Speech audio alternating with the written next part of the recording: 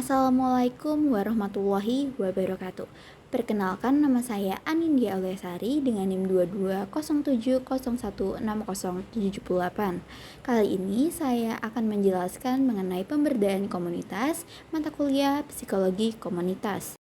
Kata pemberdayaan berasal dari kata daya yang memiliki arti kekuatan atau kemampuan. Oleh karena itu, pemberdayaan merupakan proses perpindahan dari keadaan tidak berdaya menjadi keadaan terkendali yang relatif atas kehidupan, komunitas, dan nasib. Dapat didefinisikan bahwa pemberdayaan komunitas adalah proses transformasi sosial dengan melibatkan pembentukan atau pengorganisasian komunitas.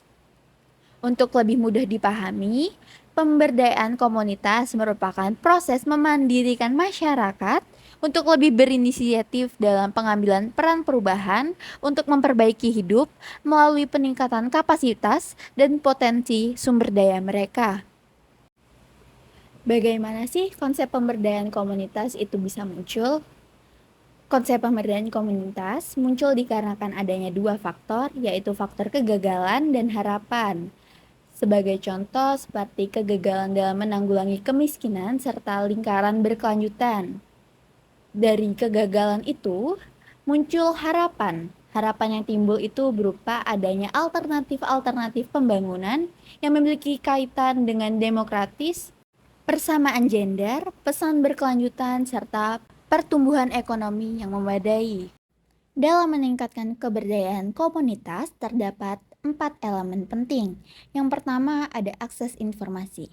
Anggota komunitas yang memiliki akses dalam menjangkau informasi biasanya lebih mudah dan siap menerima serta memanfaatkan peluang yang ada. Yang kedua ada inklusi dan partisipasi. Inklusi merupakan pengurangan hambatan serta peningkatan intensif agar masyarakat dengan kelompok heterogen mampu meningkatkan akses untuk mengaktualisasi diri. Upaya yang dapat dilakukan untuk mempertahankan inklusi serta partisipasi adalah dengan perlu adanya perubahan peraturan untuk memberikan ruang bagi masyarakat memperdebatkan isu-isu dan memberikan layanan dasar bagi masyarakat. Yang ketiga, akuntabilitas. Ini merujuk pada kemampuan penyedia layanan dalam mempertanggungjawabkan kebijakan, program, alokasi anggaran yang mendukung pelaksanaannya. Yang terakhir ada kapasitas organisasi lokal. Biasanya, tuntutan yang berasal dari komunitas yang terorganisasi itu lebih didengarkan dibanding komunitas yang tidak terorganisasi. Terdapat 3 aspek dari pemberdayaan komunitas. Yang pertama ada enabling, yaitu menciptakan lingkungan yang memungkinkan kemampuan masyarakat untuk berkembang.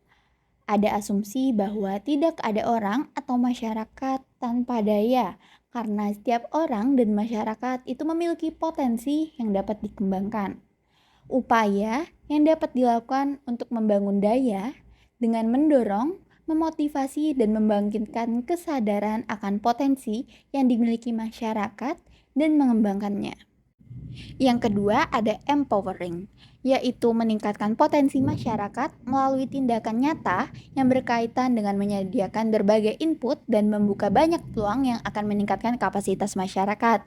Ini upaya yang paling pokok, yaitu dengan meningkatkan pendidikan dan derajat kesehatan serta mendapatkan akses ke sumber kemajuan ekonomi.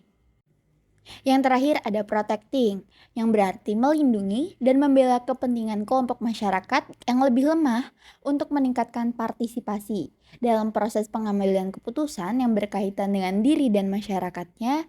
Masyarakat bersifat sangat penting. 3 tahapan dalam pemberdayaan masyarakat meliputi penyadaran serta pembentukan perilaku sadar dan peduli. Yang kedua ada transformasi kemampuan. Yang terakhir ada peningkatan kemampuan baik secara intelektual maupun inovasi untuk menuju pada kemandirian. Pembahasan terakhir yaitu sumber pemberdayaan komunitas. Faktor yang dapat mendukung pemberdayaan komunitas itu meliputi yang pertama ada kearifan lokal dan partisipasi masyarakat, di mana Di sini kita mengenal potensi yang dimiliki oleh wilayah tersebut dapat menjadi sumber pendukung keberhasilan pemberdayaan komunitas. Potensi yang ada ini tentunya juga harus dibarengi oleh partisipasi masyarakat dalam perencanaan pemberdayaan hingga kegiatan pemberdayaan berakhir. Yang kedua, ada ketersediaan sumber daya. Akses terhadap sumber daya baik ekonomi, pendidikan, dan teknologi itu sangat mendukung keberhasilan dari pemberdayaan. Yang terakhir, ada kebijakan yang mendukung. Ini bentuk sinkronasi kebijakan antara sektor dan wilayah, serta dukungan dari pemerintahan lokal dan nasional itu dapat memperkuat upaya dari pemberdayaan. Komunitas memerlukan pemberdayaan untuk memperoleh otoritas serta kapasitas dalam pengelolaan pembangunannya. Sekian penjelasan mengenai pemberdayaan komunitas dari saya. Wabillahi taufiq wal hidayah. Wassalamualaikum warahmatullahi wabarakatuh. Sekian, terima kasih.